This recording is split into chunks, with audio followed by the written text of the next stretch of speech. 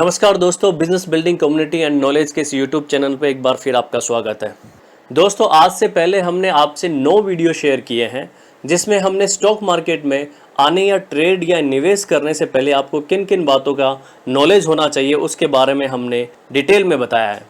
जिसमें हमने 5 golden rules के बारे में, mechanism of stock market, account opening, about BSE, NSE, MCX and NCDX market, role of RBI and SEBI and cash and F&O market के fundamentals rules के बारे में हमने आपको डिटेल में बताया था। किसी भी बिगिनर के लिए हमारे ये सभी नॉलेज वीडियो स्टार्ट करने के लिए काफ़ी हद तक सफिशिएंट है। ये थ्योरेटिकली नॉलेज के लिए 80 to 90% किसी भी आदमी को स्टॉक मार्केट समझ में आने के लिए मोर देन एनफ हमारे ये वीडियोस थे। इसके आगे का नॉलेज और स्टॉक मार्केट को अंडरस्टैंड करने के लिए आपको प्रैक्टिकली ही मार्केट में आना पड़ेगा, यानी आपको अपना एक शेयर ट्रेडिंग अकाउंट खोल करके ही आप आगे का बाजार में निवेश या ट्रेड करने के बारे में सीख सकते हैं। दोस्तों, किसी भी मार्केट के बारे में फंडामेंटल और टेक्निकल जानने के बाद में सबसे बड़ा सवाल ये आता है कि आप कौन से स्टॉक को सिलेक्ट करें निवेश या ट्रेड करने के लिए। ये सबसे बड़ा क्वेश्चन मार्क किसी भी बिगिनर के लिए, या मैं कहूँ जो एग्जिस्टिंग लोग जो काम कर रहे हैं उनके लिए भी एक बड़ा सवाल रहता है कि आने वाले दिनों में हम कौन से स्टॉक को परचेज करें, कौन से स्टॉक को सेल करें। ये बहुत बड़ा एक एसेंशियल क्वेश्चन होता है हर किसी व्यक्ति के लिए जो स्टॉक मार्केट में काम कर रहा है या करना चाहता है। तो आज हम बात करेंगे आपको, जब भी आप स्टॉक मार्केट में ट्रेड या इन्वेस्ट करते हैं तो आपको कैसे स्टॉक को सिलेक्ट करना है, स्टॉक को परचेज करने से पहले आपको किन किन बातों का ध्यान रखना है। स्टॉक को सिलेक्ट करने के लिए हमने 2 पैरामीटर बनाए हैं। एक उसका फंडामेंटल पैरामीटर है, दूसरा उसका टेक्निकल पैरामीटर है। हम आपको सामान्य सरल भाषा में बताएंगे कि आप किसी भी कंपनी के फंडामेंटल को कैसे चेक कर सकते हैं, उसके टेक्निकल पार्ट को आप कैसे चेक कर सकते हैं। अगर आपने अपना थोड़ा सा समय, थोड़ा सा स्टडी उस कंपनी के फंडामेंटल और टेक्निकल को समझने में लगाया तो यकीन मानिए आप आसानी से कोई भी सिलेक्ट या कोई भी कंपनी का स्टॉक खरीदने या बेचने या निवेश करने के लिए अपने आप से सिलेक्ट कर सकते हैं। किसी भी कंपनी के शेयर को परचेज करने से पहले आपको उस कंपनी के सेक्टर को जानना जरूरी है कि वो कौन से सेक्टर से बिलोंग करती है। वो गुड्स में है या सर्विस इंडस्ट्री में है, एसेंशियल है या लग्जरी में आती है, उसके कंपटीशन में कितनी कंपनियां हैं, साथ ही साथ जो political, social, monetary policy, pandemic, war या नेचुरल कैलेमिटी का उस पर डायरेक्टली कितना असर हो सकता है। ये कुछ पैरामीटर है उसके सेक्टर के जो भी कंपनी आप सिलेक्ट करते हैं। उसके बाद में आता है ब्लू चिप कंपनियां। ब्लू चिप कंपनियों का मतलब होता है ये फंडामेंटली बहुत स्ट्रांग होती है, इनका ईयर ऑन ईयर बेसिस का रिकॉर्ड होता है, इन कंपनियों का इकोनॉमी की ग्रोथ में डायरेक्ट हाथ होता है। ये यूं कह सकते हैं ये हमारे इकोनॉमी की पिलर कंपनियां होती हैं। तो जो भी बिगिनर हैं या जिनको इन्वेस्टमेंट करने के पॉइंट ऑफ व्यू से वो मार्केट में आना चाहते हैं तो उनको हमेशा ब्लू चिप कंपनियों में ही निवेश करना चाहिए। ब्लू चिप कंपनियां हो सकता आपको ओवरनाइट जंप ना दें, लेकिन आपको वो कॉन्स्टेंट रिजल्ट देंगी, वो आपको रेगुलर रिजल्ट देंगी। इसीलिए ब्लू चिप कंपनियों में निवेश करना या ट्रेड करना सबसे सेफ माना जाता है।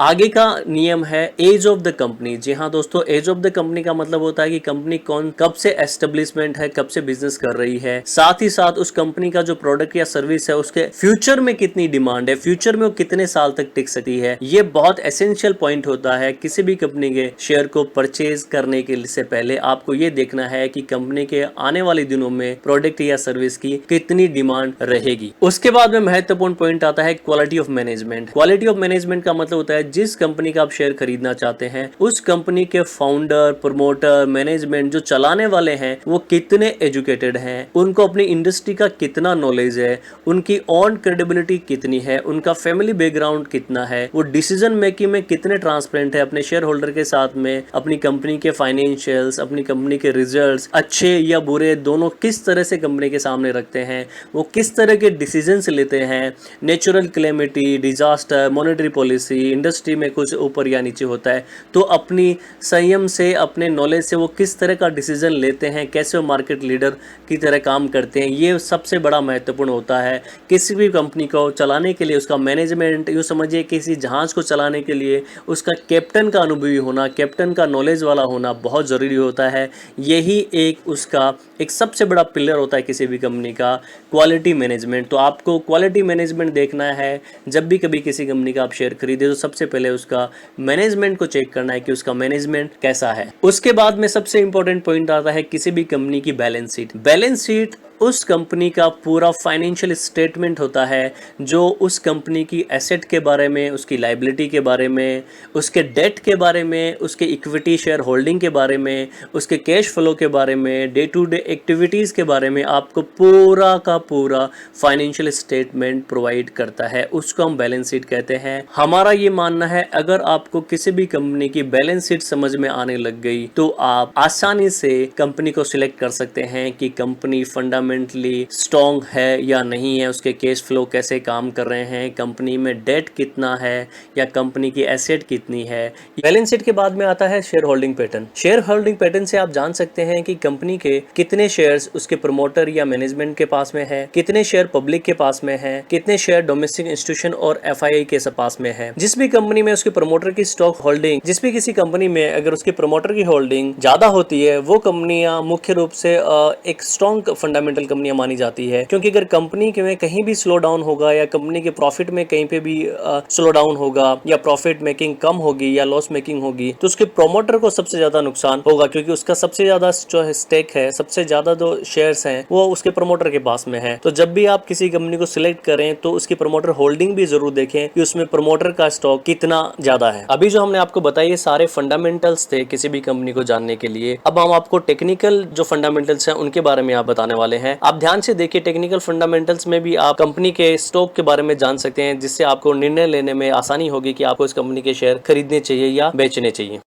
किसी भी कंपनी के टेक्निकल रिसर्च में हम सबसे पहले लेते हैं उसके ईपीएस को, earning per share. Earning per share निकालने के लिए कंपनी की नेट इनकम में से उसके प्रीफर्ड डिविडेंड को हम माइनस करते हैं।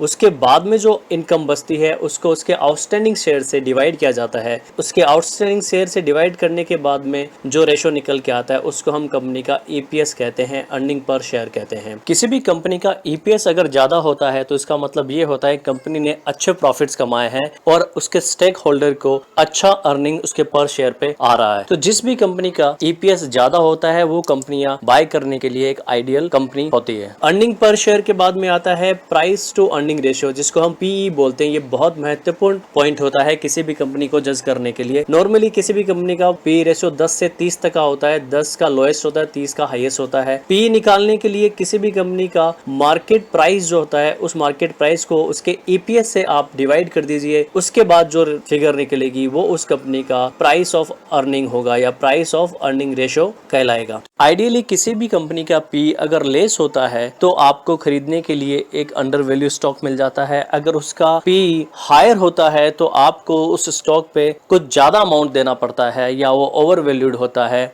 यहाँ पे ये बिल्कुल भी मतलब नहीं है अगर किसी का पी लेस है तो कंपनी आइडियल हो जाती है या किसी कंपनी का पी हाई है तो वो आइडियल नहीं है बाय करने के लिए। कंपनी के बाय करने के लिए जैसे हमने आपको बताया है बहुत सारे फैक्टर्स हैं, वो भी डिपेंड करते हैं, लेकिन पी का भी एक बहुत बड़ा महत्वपूर्ण वाइटल रोल होता है किसी भी शेयर को खरीदने के लिए।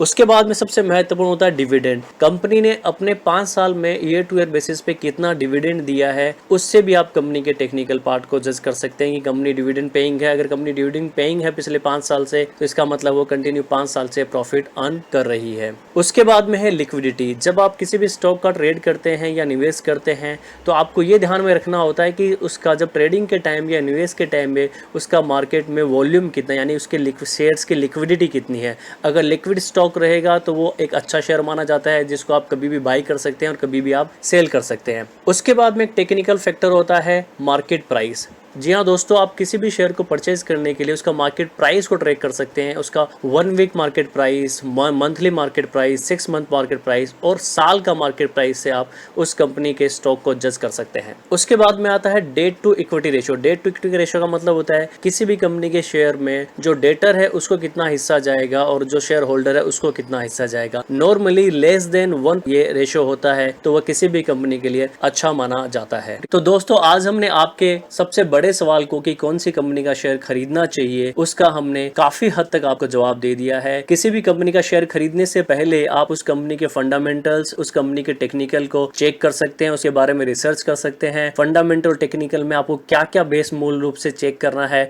वो आप एक छोटे से टाइम से पीरियड में, छोटे से समय में आप उस कंपनी का रिसर्च कर सकते हैं और आप आसानी से जज कर सकते हैं कि कंपनी का आपको शेयर लेने लायक है या नहीं है।